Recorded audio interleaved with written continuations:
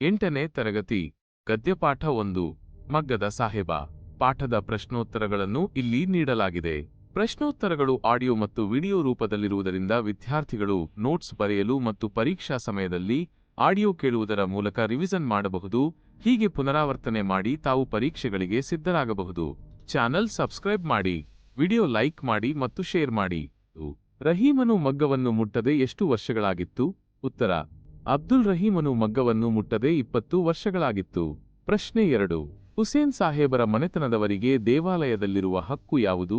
ಉತ್ತರ: ದೇವಸ್ಥಾನದಲ್ಲಿ ನಡೆಯುವ ರಥೋತ್ಸವದ ಸಮಯದಲ್ಲಿ ಹುಸೇನ್ ಸಾಹೇಬರ ಮನೆತನದವರಿಗೆ ಎಲ್ಲರಿಗಿಂತಲೂ ಮುಂದಾಗಿ ಪ್ರಸಾದವನ್ನು ಪಡೆಯುವ ಹಕ್ಕಿತ್ತು. ಪ್ರಶ್ನೆ 3. ಅಬ್ದುಲ್ ರಹೀಮನ ಹಠವೇನು? ಉತ್ತರ: ಅಬ್ದುಲ್ ರಹೀಮನು ತನ್ನ 3 ಗಂಡು ಮಕ್ಕಳಿಗೆ ಒಂದಿಷ್ಟಾದರೂ ವಿದ್ಯಾಭ್ಯಾಸ ಕೊಡಿಸಿ ಸರ್ಕಾರಿ ನೌಕರನಾಗಿ ಮಾಡಬೇಕು ಎಂಬುದು ಅಬ್ದುಲ್ ರಹೀಮನ ಹಠವಾಗಿತ್ತು. ಪ್ರಶ್ನೆ 4. ತಂದೆಯ ಆಸೆಯನ್ನು ಮೊದಲೆರಡು ಮಕ್ಕಳು ನೆರವೇರಿಸಿದ ಬಗೆ ಹೇಗೆ? ಉತ್ತರ: ಒಬ್ಬ ಮಗನು ಸರ್ಕಾರಿ ಕಚೇರಿಯಲ್ಲಿ ಗುಮಾಸ್ತನಾಗಿ, ಇನ್ನೊಬ್ಬ ಮಗನು ಪೋಸ್ಟ್ ಮಾಸ್ತರನಾಗಿ ತಂದೆಯ ಆಸೆಯನ್ನು ನೆರವೇರಿಸಿದರು. ಪ್ರಶ್ನೆ 5. ರಹೀಂ ಮಗನನ್ನು ಶಾಲೆಯಿಂದ ಬಿಡಿಸಿದ್ದೇಕೆ? ಉತ್ತರ: ರಹೀಂ ತನ್ನ ಮಗನ ಮಗ್ಗದ ಹುಚ್ಚನ್ನು ಬಿಡಿಸಬೇಕೆಂದು ಶಾಲೆಯಿಂದ ಬಿಡಿಸಿದನು. ಕೊಟ್ಟಿರುವ ಪ್ರಶ್ನೆಗಳಿಗೆ 2-3 ವಾಕ್ಯಗಳಲ್ಲಿ ಉತ್ತರಿಸಿ. ಪ್ರಶ್ನೆ 1. ಹುಸೇನ್ ಸಾಹೇಬರ ವ್ಯಕ್ತಿತ್ವವನ್ನು ವಿವರಿಸಿ. ಉತ್ತರ: ಬಾಗಲೋಡಿಯ ಸಾಹೇಬ್ ಬಹದ್ದೂರ್ ಮಗ್ಗದ ಹುಸೇನ್ ಸಾಹೇಬರು ಜನಪ್ರಿಯ ಮತ್ತು ಧನವಂತ ವ್ಯಕ್ತಿಯಾಗಿದ್ದರು. ಅವರು ಘನತೆ, ಸದಾಚಾರ, ಸದ್ಭಾವನೆಗಳನ್ನುಳ್ಳ ವ್ಯಕ್ತಿಗಳಾಗಿದ್ದರು. ಅವರು ಊರಿನಲ್ಲಿ ಮಸೀದಿ ಮಾತ್ರವಲ್ಲ, ದೇವಸ್ಥಾನವನ್ನು ಕಟ್ಟಿಸಿದರು. ಅವರು ಹಿಂದೂ ಮುಸ್ಲಿಂ ಭಾವೈಕ್ಯದ ಸಂಕೇತವಾಗಿದ್ದರು. ಪ್ರಶ್ನೆ 2. ಲೇಖಕರ ಹುಟ್ಟೂರಿನಲ್ಲಿದ್ದ ಮುಸ್ಲಿಂ ಧಾರ್ಮಿಕ ಉತ್ಸವದ ಸಂಪ್ರದಾಯವೇನು? ಉತ್ತರ: ಲೇಖಕರ ಹುಟ್ಟೂರಾದ ಬಾಗಲೋಡಿಯಲ್ಲಿ ಮುಸ್ಲಿಮರ ಪವಿತ್ರ ಸ್ಥಾನವಿತ್ತು. ಅಲ್ಲಿಯೂ ಸೋಂಬತ್ತು ಎಂಬ ಮುಸಲ್ಮಾನರ ಧಾರ್ಮಿಕ ಉತ್ಸವದ ಕಾಲದಲ್ಲಿ ಲೇಖಕರ ಮನೆತನದ ಒಬ್ಬ ಪ್ರತಿನಿಧಿ ಇದ್ದೇ ಇರಬೇಕು ಎಂಬ ಸಂಪ್ರದಾಯವಿತ್ತು. ಪ್ರಶ್ನೆ 3. ಮಿಠಾಯಿ ಕೊಟ್ಟಿದ್ದಕ್ಕೆ ಅತಿಥಿಗಳ ಆಕ್ಷೇಪವೇನು? ಉತ್ತರ: ಮಿಠಾಯಿ ಕೊಟ್ಟಿದ್ದಕ್ಕೆ ಅತಿಥಿಗಳು ರಾಯರೇ, ಅಂಗಡಿಯಲ್ಲಿ ತೆಗೆದುಕೊಳ್ಳಲು ನಮ್ಮಲ್ಲಿ ಹಣವಿಲ್ಲವೇ? ಮನೆಯಲ್ಲಿ ಕಾಯಿಲೆ ಇದ್ದರೆ ಒಂದು ತುಂಡು ಬೆಲ್ಲವನ್ನು, ಕಲ್ಲು ಸಕ್ಕರೆ, ಹರಳನ್ನು ಕೊಡಿ. ನಿಮ್ಮ ಹಬ್ಬದ ಪೂಜೆಯ ಪ್ರಸಾದವನ್ನು ನಾವು ತೆಗೆದುಕೊಳ್ಳುವುದು ತಲತಲಾಂತರದಿಂದ ಬಂದ ಹಳೆಯ ಸಂಪ್ರದಾಯ. ಅಂಗಡಿಯ ಮಿಠಾಯಿಯನ್ನು ಪ್ರಸಾದವೆಂದು ಕೊಡುವುದು ಸರಿಯೇ ಎಂದು ಆಕ್ಷೇಪಿಸಿದರು.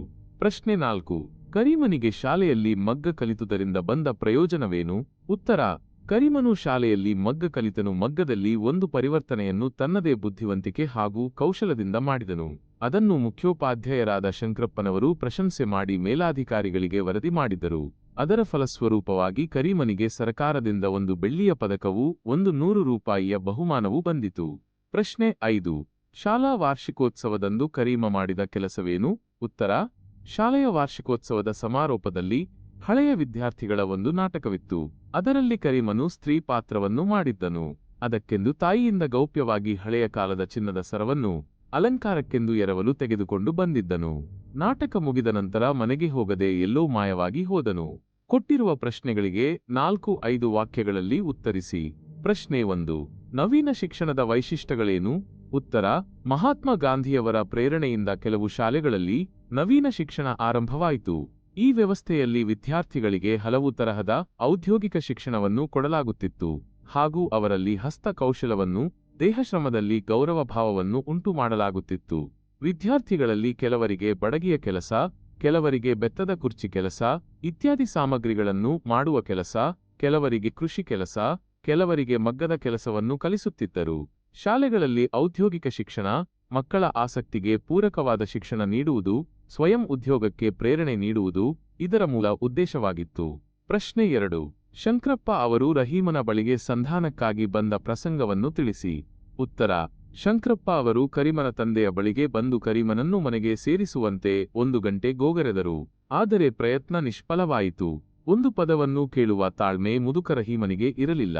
ರಹೀಮನು ಶಂಕರಪ್ಪ ಅವರನ್ನು ಕುರಿತು ಸಾಹೇಬ್ ಬಹದ್ದೂರ್ ಹುಸೇನ್ ಸಾಹೇಬರ ಕೀರ್ತಿಗೆ ಮಸಿ ಹಚ್ಚಿದ್ದಾನೆ. ಈ ಮಾತಿನಲ್ಲಿ ನೀವು ಅಡ್ಡಬಾಯಿ ಹಾಕಬೇಡಿ. ನೀವು ಕಲಿಸಿದ ಪಾಠದಿಂದಲೇ ಈ ಹಠವಾದಿ ನಮ್ಮ ವಂಶದ ಕೀರ್ತಿಯನ್ನು ಮಣ್ಣುಪಾಲು ಮಾಡಿದ. ಹಣ ತಂದಿದ್ದಾನಂತೆ, ಕಳವಿನ ಹಣವೋ ದರೋಡೆಯ ಹಣವೋ ಎಂದು ಸಿಡುಕಿದನು. ಶಂಕರಪ್ಪ ಅವರು ಮುಖಬಾಡಿಸಿಕೊಂಡು ಹಿಂತೆರಳಿದರು. ಕೊಟ್ಟಿರುವ ಪ್ರಶ್ನೆಗಳಿಗೆ 8-10 ವಾಕ್ಯಗಳಲ್ಲಿ ಉತ್ತರಿಸಿರಿ. ಪ್ರಶ್ನೆ 1. ಕರೀಮ ಧನವಂತನಾದ ಬಗೆ ಹೇಗೆ ವಿವರಿಸಿ. ಉತ್ತರ: ಅಬ್ದುಲ್ ರಹೀಮನ ಮಗನಾದ ಕರೀಮನು ಮಹಾತ್ಮ ಗಾಂಧಿಯವರ ಪ್ರೇರಣೆಯಿಂದ ಕೆಲವು ಶಾಲೆಗಳಲ್ಲಿ ಆರಂಭವಾದ ನವೀನ ಶಿಕ್ಷಣ ಪದ್ಧತಿಯಿಂದ ಮಗ್ಗ ಕಲಿತನು ಹಾಗೂ ಮಗ್ಗದಲ್ಲಿ ಒಂದು ಪರಿವರ್ತನೆಯನ್ನು ತನ್ನದೇ ಬುದ್ಧಿವಂತಿಕೆ ಹಾಗೂ ಕೌಶಲದಿಂದ ಮಾಡಿದನು. ಅದನ್ನು ಮುಖ್ಯೋಪಾಧ್ಯಾಯರಾದ ಶಂಕರಪ್ಪನವರು ಪ್ರಶಂಸೆ ಮಾಡಿ ಮೇಲಾಧಿಕಾರಿಗಳಿಗೆ ವರದಿ ಮಾಡಿದ್ದರು.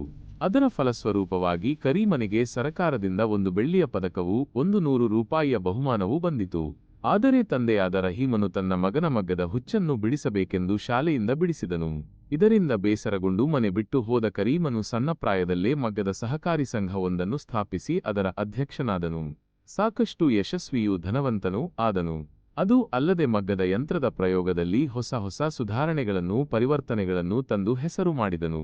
ಭಾರತ ಸರ್ಕಾರದ ರಾಷ್ಟ್ರಪತಿಯವರು ಇವನ ಸಾಧನೆಯನ್ನು ಮೆಚ್ಚಿ ಪದ್ಮಭೂಷಣ ಬಿರುದನ್ನು ಕೊಟ್ಟು ಗೌರವಿಸಿದರು. ಹೀಗೆ ಕರೀಮನು ಧನವಂತನಾದನು. ಪ್ರಶ್ನೆ 2. ರಹೀಮನಿಗೆ ಮಗ್ಗದ ಬಗ್ಗೆ ದ್ವೇಷ ಉಂಟಾಗಲು ಕಾರಣವೇನು? ಉತ್ತರ: ಅಬ್ದುಲ್ ರಹೀಂ ಸಾಹೇಬನಿಗೆ ಮಗ್ಗದ ಸಾಹೇಬ ಎಂದು ಹೇಳಿದರೆ ಬಹು ಸಿಟ್ಟು ಬರುತ್ತಿತ್ತು. ಅನಿಷ್ಟ ಮಗ್ಗದ ಹೆಸರತ್ತಬೇಡಿ, ಮಗ್ಗವಲ್ಲ ಕೊರಳಿಗೆ ಹಗ್ಗ ಎಂದು ಆತನ ನಿರಾಶೆ ರೋಷಗಳ ಉದ್ಗಾರವಾಗಿತ್ತು. ಏಕೆಂದರೆ ಅವನ ಅಜ್ಜನ ಕಾಲದಲ್ಲಿ ಬ್ರಿಟಿಷರು ಅಗ್ಗದ ವಿಲಾಯಿತಿ ಮಿಲ್ಲಿನ ಬಟ್ಟೆಗಳನ್ನು ನಮ್ಮ ದೇಶದಲ್ಲಿ ಹೇರಿಬಿಟ್ಟರು. ಅದೇನೋ ನಿಜಕ್ಕೂ ನಿಕೃಷ್ಟ ವಸ್ತುಗಳು. 1 ವರ್ಷದೊಳಗೆ ಕಳೇಬರಗಳಾಗಿ ಹರಕು ಚಿಂದಿಗಳಾಗುವವು. ಬಣ್ಣವು 1 ತಿಂಗಳಿನಲ್ಲಿ ವಿವರ್ಣವಾಗಿ 2 ತಿಂಗಳಲ್ಲಿ ಮಾಯವಾಗುವುದು. ಆದರೆ ಜನರಿಗೆ ಬೇಕಾದುದು ಅಗ್ಗದ ವಸ್ತು. ಗುಣವನ್ನು ಯಾರು ಕೇಳುತ್ತಾರೆ? ಅಗ್ಗದ ಮಾಲಿನದೇ ಆಧಿಪತ್ಯವಾಯಿತು. ಮಗ್ಗದವರು ಭಿಕಾರಿಗಳಾದರೂ ಅವರ ಅನ್ನಕ್ಕೆ ಸಂಚಕಾರವಾಯಿತು. ರಹೀಮನ ಹಿರಿಯರು ಕಟ್ಟಿದ್ದ ಭವ್ಯವಾದ ಹಳೆಯ ಕಾಲದ ಮನೆ, ವಿಶಾಲವಾದ ತೋಟ, ಮಗ್ಗಗಳೆಲ್ಲ ಧೂಳು ತುಂಬಿ ಜೇಡನ ಬಲೆಗಳಿಂದ ಆವರಿಸಿದವು. ಮನೆಯಲ್ಲಿ ಊಟಕ್ಕೆ ಇದೆಯೋ ಇಲ್ಲವೋ ಎಂಬಂತಾಯಿತು. ಆದ್ದರಿಂದ ರಹೀಮನಿಗೆ ಮಗ್ಗದ ಬಗ್ಗೆ ದ್ವೇಷ ಉಂಟಾಯಿತು. ಸಂದರ್ಭ ಸಹಿತ ಸ್ವಾರಸ್ಯವನ್ನು ವಿವರಿಸಿ. ಪ್ರಶ್ನೆ 1. ಮಗ್ಗವಲ್ಲ ಕೊರಳಿಗೆ ಹಗ್ಗ. ಆಯ್ಕೆ: ಪ್ರಸ್ತುತ ವಾಕ್ಯವನ್ನು ಶ್ರೀ ಬಾಗಲೋಡಿ ದೇವರಾಯ ಅವರು ಬರೆದಿರುವ ಸಮಗ್ರ ಕಥೆಗಳು ಎಂಬ ಕೃತಿಯಿಂದ ಆಯ್ದ ಮಗ್ಗದ ಸಾಹೇಬ ಎಂಬ ಸಣ್ಣ ಕಥೆಯಿಂದ ಆರಿಸಲಾಗಿದೆ. ಸಂದರ್ಭ: ಅಬ್ದುಲ್ ರಹೀಮನಿಗೆ ಮಗ್ಗದ ಸಾಹೇಬ ಎಂದು ಹೇಳಿದರೆ ಬಹು ಸಿಟ್ಟು ಬಂದು ತನ್ನ ನಿರಾಶೆ ರೋಷ ದ್ವೇಷಗಳನ್ನು ವ್ಯಕ್ತಪಡಿಸುತ್ತಿದ್ದ ಸಂದರ್ಭದಲ್ಲಿ ಅವನು ಈ ಮಾತನ್ನು ಹೇಳುತ್ತಾನೆ. ಸ್ವಾರಸ್ಯ: ಈ ಮಾತಿನಲ್ಲಿ ರಹೀಮನಿಗೆ ತನ್ನ ಬಡತನಕ್ಕೆ ಕಾರಣವಾದ ಮಗ್ಗದ ಬಗ್ಗೆ ಇರುವ ದ್ವೇಷದ ಮನೋಭಾವವನ್ನು ಕಾಣಬಹುದಾಗಿದೆ. ಪ್ರಶ್ನೆ 2. ಕಳ್ಳನಾದವನು ಮನೆ ಬಿಟ್ಟು ಓಡಿ ಹೋದವನು ಮಗನೇ ಅಲ್ಲ. ಆಯ್ಕೆ: ಪ್ರಸ್ತುತ ವಾಕ್ಯವನ್ನು ಶ್ರೀ ಬಾಗಲೋಡಿ ದೇವರಾಯ ಅವರು ಬರೆದಿರುವ ಸಮಗ್ರ ಕಥೆಗಳು ಎಂಬ ಕೃತಿಯಿಂದ ಆಯ್ದ ಮಗ್ಗದ ಸಾಹೇಬ ಎಂಬ ಸಣ್ಣ ಕಥೆಯಿಂದ ಆರಿಸಲಾಗಿದೆ. ಸಂದರ್ಭ: ಕರೀಮನು ತಾಯಿಂದ ಗೌಪ್ಯವಾಗಿ ಹಳೆಕಾಲದ ಚಿನ್ನದ ಸರವನ್ನು ನಾಟಕದ ಅಲಂಕಾರಕ್ಕೆಂದು ಎರವಲು ತೆಗೆದುಕೊಂಡು ಬಂದು ನಾಟಕ ಮುಗಿದ ನಂತರ ಮನೆಗೆ ಹೋಗದೆ ಎಲ್ಲೋ ಮಾಯವಾಗಿ ಹೋದ ಸಂದರ್ಭದಲ್ಲಿ ರಹೀಮನಿಗೆ ಮಗನ ಈ ಕೆಲಸದಿಂದ ಮೈಯಲ್ಲಿ ಅಗ್ನಿ ಸಂಚಾರವಾದಂತಾಗಿ ಅವನು ಮಗನನ್ನು ಹೀಗೆ ಕ್ರೂರವಾಗಿ ಶಪಿಸುತ್ತಾನೆ. ಸ್ವಾರಸ್ಯ: ಮಗನ ಈ ಕೆಲಸದಿಂದ ರಹೀಮನ ಮನಸ್ಸಿನಲ್ಲಿ ಉಂಟಾದ ನೋವು ಹೀಗೆ ವ್ಯಕ್ತವಾಗಿದೆ. ಪ್ರಶ್ನೆ 3.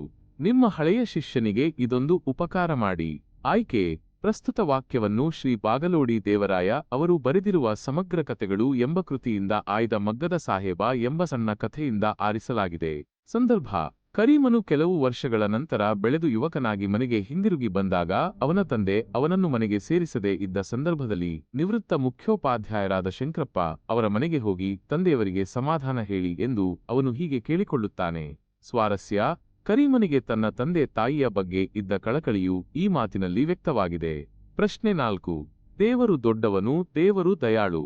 ಆಯ್ಕೆ: ಪ್ರಸ್ತುತ ವಾಕ್ಯವನ್ನು ಶ್ರೀ ಬಾಗಲೋಡಿ ದೇವರಾಯ ಅವರು ಬರೆದಿರುವ ಸಮಗ್ರ ಕಥೆಗಳು ಎಂಬ ಕೃತಿಯಿಂದ ಆಯ್ದ ಮಗ್ಗದ ಸಾಹೇಬ ಎಂಬ ಸಣ್ಣ ಕಥೆಯಿಂದ ಆರಿಸಲಾಗಿದೆ.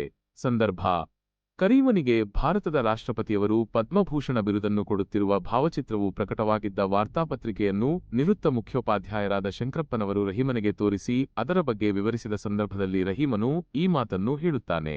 ಸ್ವಾರಸ್ಯ: ತಾನು ತಿರಸ್ಕರಿಸಿದ ಮಗನ ಸಾಧನೆಯನ್ನು ಕಂಡ ರಹೀಮನ ಭಾವುಕತನ ಇಲ್ಲಿ ವ್ಯರ್ಥವಾಗಿದೆ.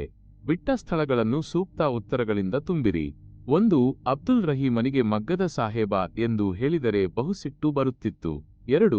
ಮನೆಯಲ್ಲಿ ಊಟಕ್ಕೆ ಇದೆಯೋ ಇಲ್ಲವೋ ಎಂಬಂತಾಗಿದೆ.